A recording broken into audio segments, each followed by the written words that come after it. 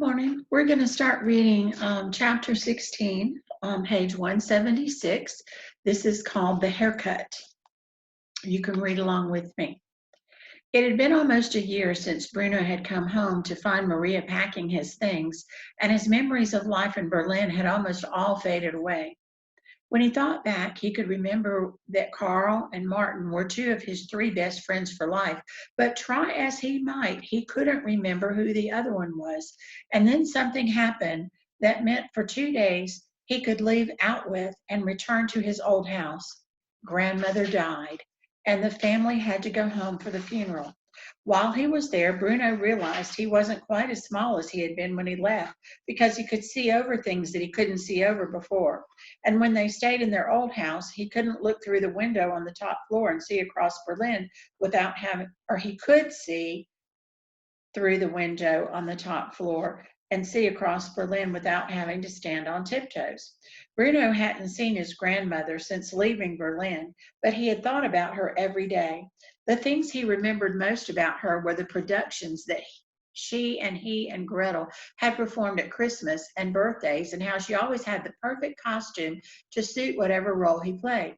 And when he thought that they would never be able to do that again, it made him very sad indeed.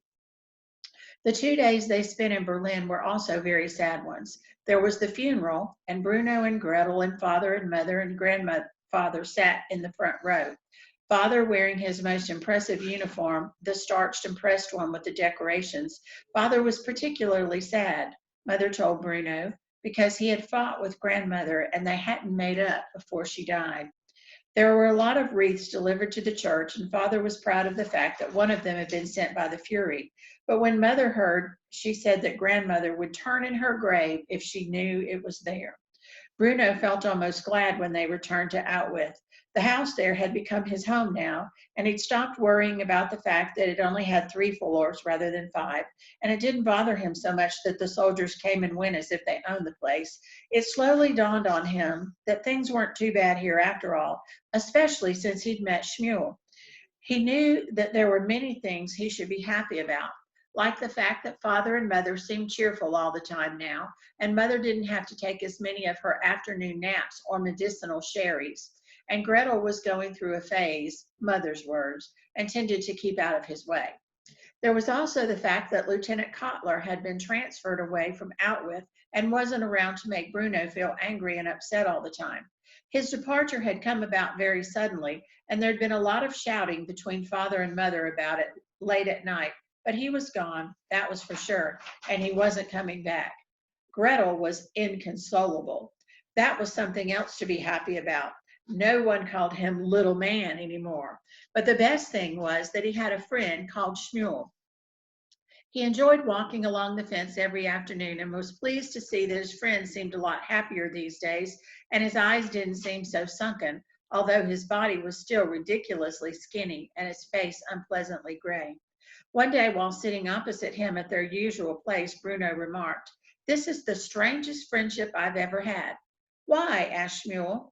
"Because every other boy I've ever been friends with has been someone that I've been able to play with," he replied. "And we never get to play together. All we do is sit here and talk."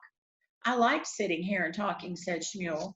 "Well, I do too, of course," said Bruno, "but it's a pity we can't do something more exciting from time to time. A bit of exploring, perhaps, or a game of football. We've never seen each other without all this wire fencing in the way." Bruno often made comments like this because he wanted to pretend that the incident a few months earlier when he had denied his friendship with Shmuel had never taken place. It still preyed on his mind and it made him feel bad about himself, although Shmuel, to his credit, seemed to have forgotten all about it.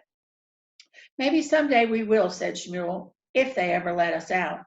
Bruno started to think more and more about the two sides of the fence and the reason it was there in the first place. He considered speaking to father or mother about it, but suspected that they would either be angry with him for mentioning it or tell him something unpleasant about Shmuel and his family. So instead, he did something quite unusual.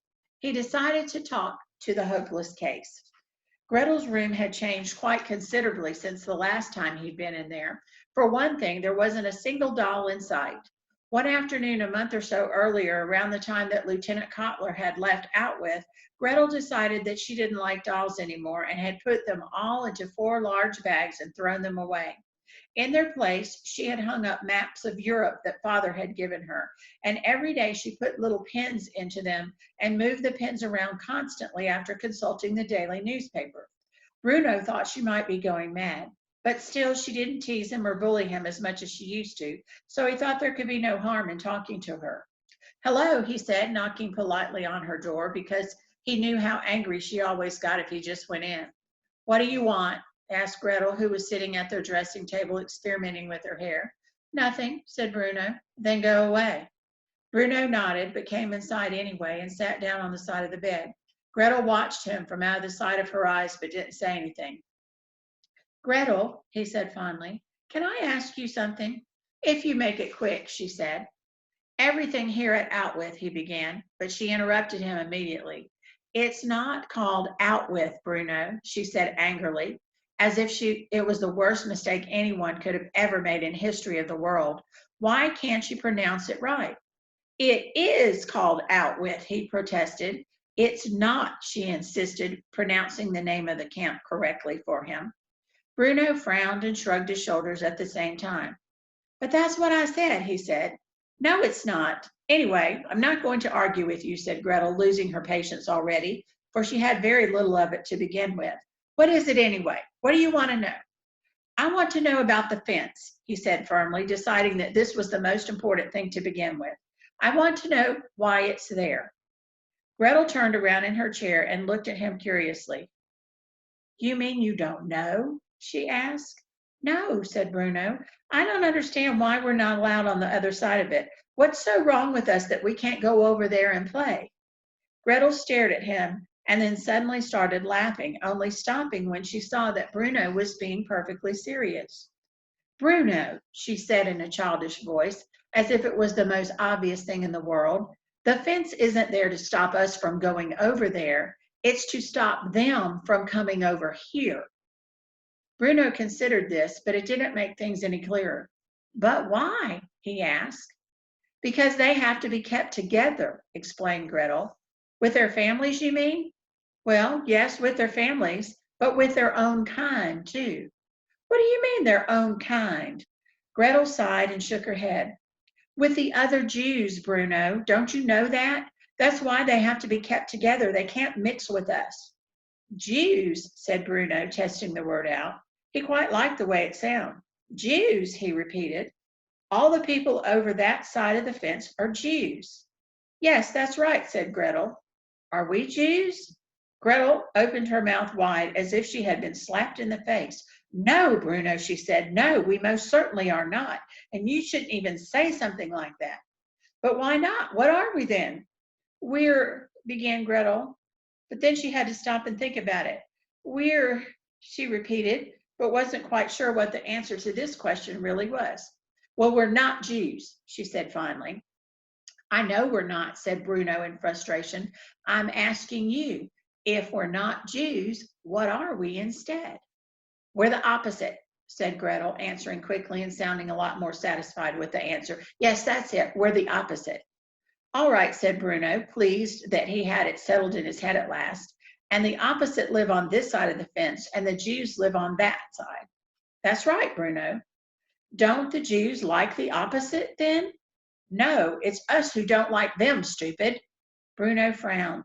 Gretel had been told time and time again that she wasn't allowed to call him stupid, but she still persisted with it. "Well, why don't we like them?" he asked. "Because they're Jews," said Gretel. "I see. And the opposite and the Jews don't get along." "No, Bruno," said Gretel, but she said this slowly because she had discovered something unusual in her hair and was examining it carefully. "Well, can't someone just get them together and—" Bruno was interrupted by the sound of Gretel breaking into a piercing scream, one that woke Mother up from her afternoon nap and brought her running into the bedroom to find out which of her children had murdered the other one. While experimenting with her hair, Gretel had found a tiny egg no bigger than the top of a pin. She showed it to Mother, who looked through her hair, pulling strands of it apart quickly before marching over to Bruno and doing the same thing to him. "Oh, I don't believe it," said Mother angrily. "I knew something like this would happen in a place like this."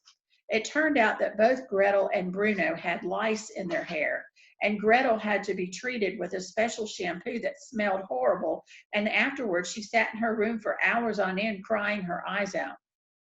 Bruno had the shampoo as well, but then Father decided the best thing was for him to start afresh, and he got a razor and shaved all Bruno's hair off, which made Bruno cry. It didn't take long, and he hated seeing all his hair float down from his head and land on the floor at his feet, but Father said it had to be done. Afterwards, Bruno looked at himself in the bathroom mirror, and he felt sick.